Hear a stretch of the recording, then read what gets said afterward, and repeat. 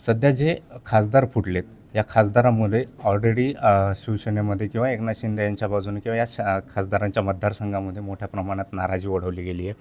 ज्या पद्धतीनं एकनाथ शिंदे हे 2022मध्ये फुटले होते, त्यावेळेस एकनाथ शिंदे यांच्या बाजूने सहानुभूतीची लाट उमटली होती. त्यांनी सांगितलं होतं की जे आमदार फुटलेले आहेत, त्या सगळ्यांना निवडून आणण्याची जबाबदारी ही माझी असेल.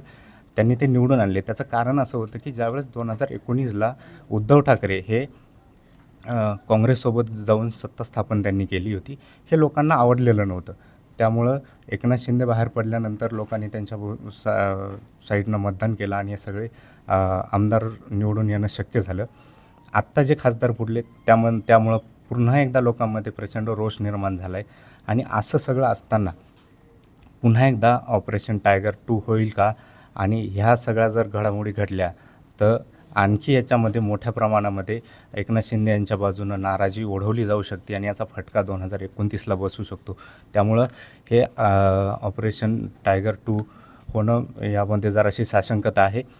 पण हे आत्ता जरी होत नसलं तरी 2029ला हे सगळे आमदार जे आहेत ते एकनाथ शिंदे यांच्याकडे जाण्याची दाट शक्यता आहे.